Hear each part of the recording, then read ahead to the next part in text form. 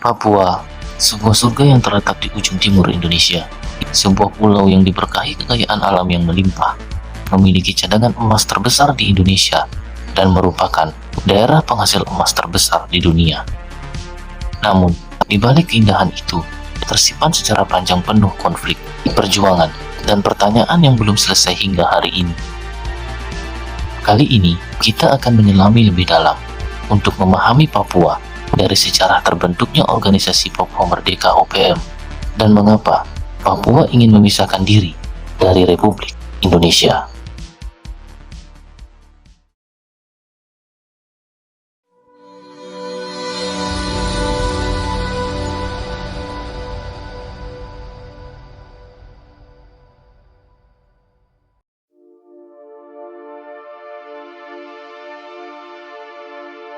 Papua, atau dulu dikenal sebagai Nugini Barat, telah lama menjadi wilayah yang terisolasi dari dunia luar.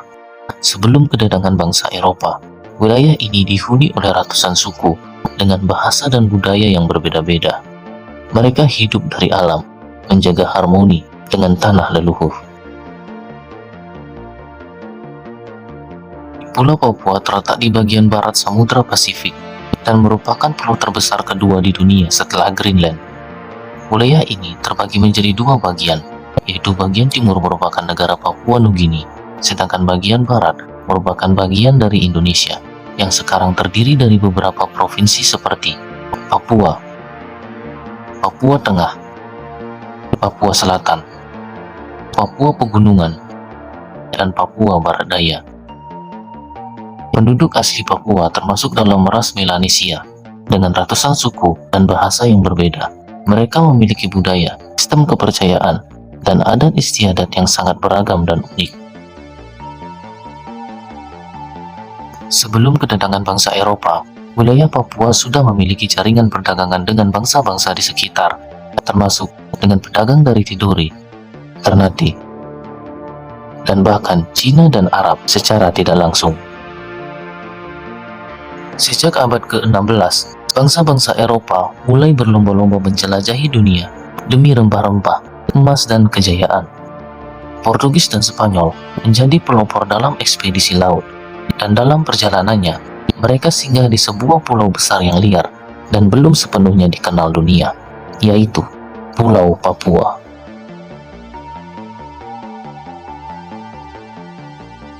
Pada tahun 1526, seorang pelaut Portugis bernama Jorge de Menezes menjadi orang Eropa pertama yang tercatat menginjakan kaki di bagian barat Pulau Papua. Ia menyebutnya Ilhas dos Papuas, dari kata Papua yang berarti rambut keriting, menggambarkan penduduk asli yang berambut afro. Selanjutnya, Spanyol, Inggris, dan Belanda ikut menjelajahi wilayah ini. Namun mereka tidak segera menjajah Papua karena alamnya yang ganas dan suku-suku lokal yang dikenal gigih mempertahankan wilayahnya. Pulau ini tetap menjadi tanah tak bertuan bagi kekuasaan kolonial, setidaknya untuk beberapa abad. Pada abad ke-19, Belanda mulai memperkuat klaim atas wilayah barat Pulau Papua. Tahun 1828, mereka mendirikan pos kecil di Lobo, dekat Teluk Triton, dan secara resmi menyatakan bahwa wilayah Papua bagian barat adalah bagian dari Hindia Belanda. Pada akhir abad ke-19 dan awal abad ke-20, Belanda mulai membentuk struktur pemerintahan sipil di beberapa titik, yaitu di Merauke pada tahun 1902 didirikan sebagai pos misi Katolik dan pos administratif. Kemudian di Fakfak pada tahun 1898 menjadi pusat pemerintahan di wilayah selatan dan barat daya, serta di Hollandia pada tahun 1910 menjadi pusat administratif di utara yang kini menjadi Jayapura. Tetapi kontrol Belanda tidak merata dan sangat terbatas. Mereka hanya beroperasi di pesisir dan beberapa titik pedalaman. Mayoritas Papua tetap dikuasai oleh suku-suku lokal, dan Belanda tidak memiliki kapasitas atau niat menjajah secara menyeluruh seperti di Jawa. Salah satu strategi utama Belanda dalam menaklukkan Papua bukan dengan senjata, melainkan dengan agama dan pendidikan. Misionaris Katolik dan Protestan menjadi ujung tombak kolonialisasi budaya, di mana dalam hal ini misi Protestan aktif di wilayah seperti Sentani, Biak, dan pesisir utara, sedangkan misi Katolik fokus di selatan seperti Asmat, Merauke, dan Kepi. Para misionaris ini membuka sekolah, mengajari anak-anak membaca, menulis, dan menghitung. Mereka memperkenalkan sistem pendidikan Barat dan konsep moral Kristen. Namun, proses ini juga berarti perubahan budaya secara besar-besaran. Banyak adat istiadat Papua, sistem kepercayaan tradisional, dan bahasa lokal mulai tergeser. Tapi di sisi lain, pendidikan inilah yang nantinya melahirkan generasi intelektual Papua pertama yang berperan penting dalam perjuangan politik di tahun 1950-an dan 1960-an. Pada masa Perang Dunia II, Papua menjadi salah satu front penting. Jepang sempat menduduki sebagian wilayah Papua. Sekutu terutama pasukan Amerika dan Australia menjadikan Papua sebagai basis serangan terhadap Jepang di Pasifik. Pertempuran di Teluk Humboldt dan sekitar Jayapura adalah salah satu yang paling menentukan. Setelah Jepang mundur dalam kekalahannya di Perang Dunia II, Belanda kembali ke Papua. Namun, dunia sudah berubah. Kolonialisme mulai runtuh. Indonesia merdeka pada tahun 1945. Dengan ini menyatakan kemerdekaan Indonesia Dan menyatakan bahwa seluruh wilayah bekas Hindia Belanda, termasuk Papua, adalah bagian dari Republik Indonesia. untuk memasukkan daerah yang masih diduduki oleh pihak itu, pemerintahan di Irian Barat mutlak akan jatuh di tangan. Namun, pada saat itu, pihak Belanda menolak. Mereka berargumen bahwa Papua berbeda etnis, budaya, dan sejarah dari wilayah lain di Indonesia. Belanda ingin membimbing Papua menuju kemerdekaannya sendiri, terpisah dari Indonesia. Maka dari itu, pada tahun 1950-an, Belanda membentuk Dewan Lokal untuk mengangkat tokoh-tokoh Papua untuk mempersiapkan pemerintahannya sendiri. Setelah Indonesia memproklamasikan kemerdekaan pada tahun 1945, Belanda awalnya ingin kembali menjajah seluruh Hindia Belanda. Namun, tekanan internasional, terutama dari PBB dan Amerika Serikat, memaksa Belanda untuk mengakui kedaulatan Indonesia pada tahun 1949 lewat konferensi meja bundar. Tapi, ada satu pengecualian, yaitu Papua. Belanda menolak menyerahkan Papua kepada Indonesia dengan alasannya yaitu orang Papua secara etnis dan budaya dianggap berbeda dari orang Indonesia, dan Belanda mengklaim bahwa mereka punya tanggung jawab moral untuk membimbing Papua menuju kemerdekaannya sendiri. Pada tahun 1959 sampai tahun 1961, Belanda mulai mempercepat proses dekolonialisasi terhadap Papua, yaitu dengan dibentuknya Dewan Nugini Barat, semacam parlemen lokal, didirikannya sekolah-sekolah modern, rumah sakit, dan universitas kecil. Anak-anak Papua mulai dikirim ke Belanda untuk studi, dan pada tanggal 1 Desember 1961 dikibarkan bendera bintang kejora dan dinyanyikan lagu nasional Hai Tanahku Papua, sebuah simbol kemerdekaan. Banyak orang Papua yang mulai percaya bahwa mereka akan menjadi negara merdeka, seperti negara-negara Afrika yang baru saja lepas dari penjajahan Eropa.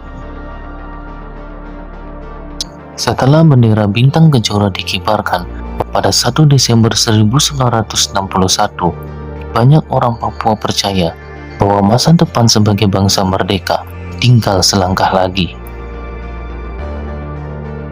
Tetapi, harapan itu pun sirna ketika pemerintah Republik Indonesia secara militer mengambil alih Papua pada tahun 1962 dan secara resmi menguasai wilayah itu pada tahun 1963 melalui perjanjian New York. Hei seluruh rakyat Indonesia, gagalkan pendirian negara Papua itu. Namun, semangat untuk merdeka tidak padam. Justru dari kekecewaan itulah Organisasi Papua Merdeka atau OPM lahir.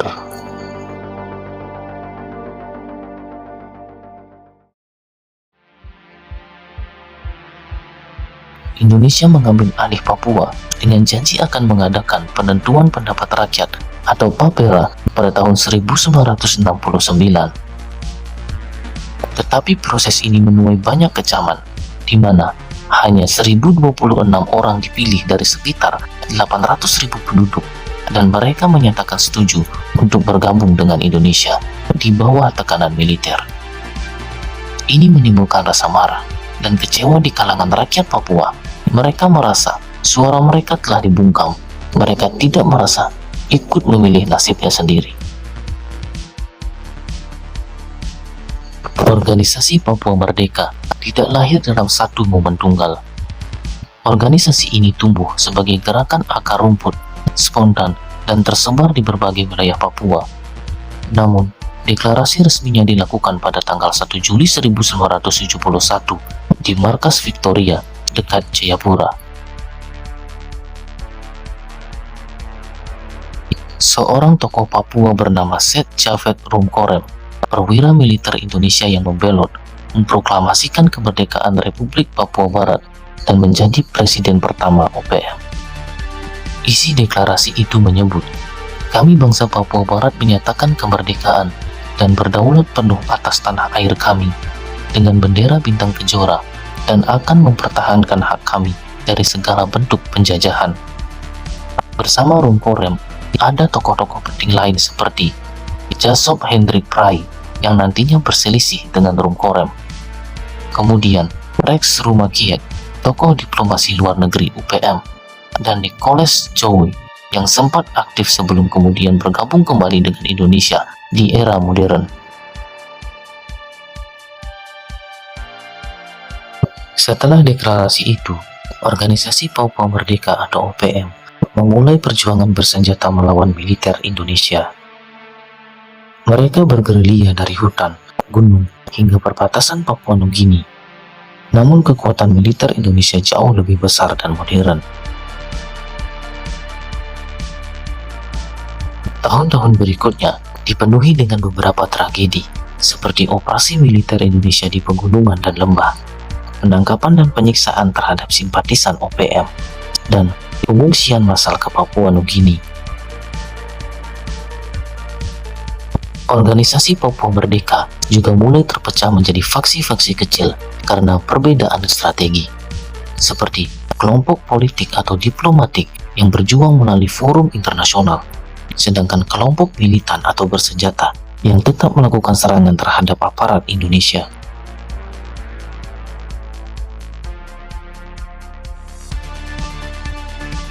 Meski perlawanan di dalam negeri berat, Organisasi Papua Merdeka mulai membangun jaringan diplomasi ke luar negeri, seperti membentuk Free West Papua Campaign, membuka perwakilan di Vanuatu, Inggris, Belanda, dan Australia, serta mendorong intervensi PBB dan desakan untuk referendum ulang di Papua.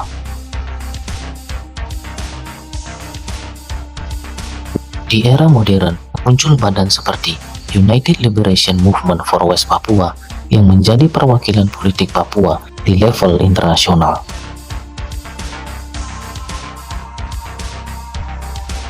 Pemerintah Republik Indonesia menganggap Organisasi Papua Merdeka sebagai kelompok separatis bersenjata. Mereka dimasukkan ke dalam daftar organisasi teroris oleh negara. Namun, banyak pihak menilai bahwa pendekatan militer justru memperburuk kondisi HAM di Papua. Akibat dari konflik ini yaitu ribuan warga sipil mengungsi setiap bulan, sekolah dan fasilitas umum terbakar di tengah bentrokan, serta muncul trauma panjang dan rasa tidak aman di kalangan rakyat Papua. Kini perjuangan Organisasi Papua Merdeka memasuki babak baru. Sebagian faksi masih bertahan dengan senjata, sebagian lain mendorong dialog damai dan solusi politik. Pertanyaan besarnya tetap sama. Apakah Papua bisa benar-benar bebas menentukan nasibnya sendiri? Ataukah perjuangan itu akan terus jadi siklus kekerasan yang tak berujung? Satu hal yang pasti, organisasi Papua atau OPM lahir dari rasa ditolak, dikhianati, dan kehilangan kendali atas tanah sendiri.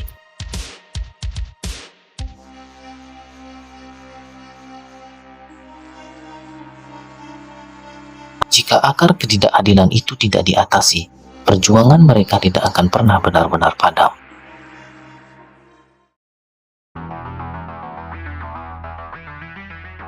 Dalam buku yang berjudul Penentuan Pendapat Rakyat di Irian Barat atau PPRA yang ditulis oleh Salikin Sumowardojo dan diterbitkan oleh pemerintah daerah Provinsi Irian Barat pada tahun 1969.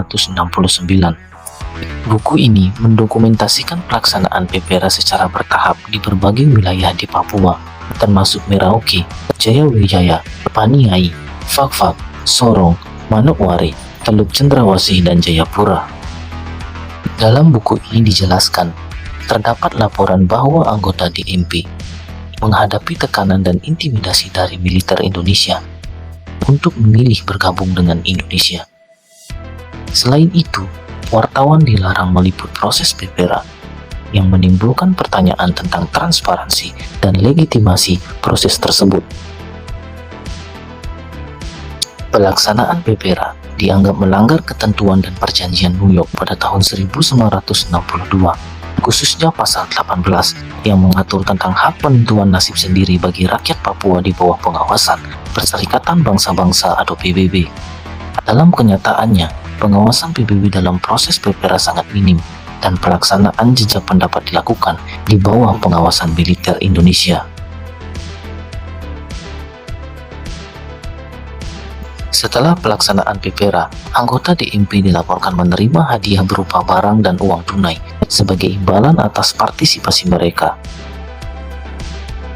Selain itu, dana sebesar 14 miliar rupiah yang dikirim dari Jakarta untuk anggota DMP dilaporkan sebagian besar dikorupsi oleh pejabat tinggi yang ditugaskan dari Jakarta. Berdasarkan sumber-sumber tersebut, pelaksanaan PPRA 1969 di Papua dipenuhi dengan tindakan yang dapat dikategorikan sebagai penyalahgunaan wewenang oleh pemerintah Republik Indonesia. Proses yang tidak transparan, adanya tekanan dan intimidasi, pelanggaran terhadap perjanjian internasional, serta indikasi manipulasi dan korupsi mencerminkan kesewenang-wenangan dalam pelaksanaan PPRA. Hal ini menimbulkan pertanyaan serius tentang legitimasi integrasi Papua ke dalam wilayah Republik Indonesia. Pada 19 Desember 1961, Presiden Soekarno mencanangkan Trikora atau Tri Komando Rakyat di Yogyakarta. Untuk membebaskan Irian Barat sama sekali daripada cengkraman imperialisme Belanda. Tujuannya jelas, untuk menggagalkan berdirinya negara Papua Barat, mengibarkan bendera merah putih di tanah Papua, dan mempersiapkan mobilisasi umum. Trikora menandai dimulainya tekanan militer Indonesia terhadap Papua. Lewat Operasi Mandala, pasukan Indonesia mulai menyusup ke Papua. Bukan hanya lewat diplomasi, tapi juga lewat peluru dan bayonet. Rakyat Papua yang mendambakan damai kini hidup dalam bayang-bayang kekerasan dan intimidasi. Banyak yang kehilangan tanah, keluarga, dan harapan. Tapi ini semua bukan hanya soal Indonesia dan Papua, tetapi Amerika Serikat yang khawatir akan pengaruh Uni Soviet di Indonesia, mendorong Belanda untuk menyerahkan Papua ke Indonesia lewat perjanjian New York. Ironisnya, rakyat Papua tidak pernah diajak bicara. Mereka menjadi objek diplomasi, bukan subjek sejarah.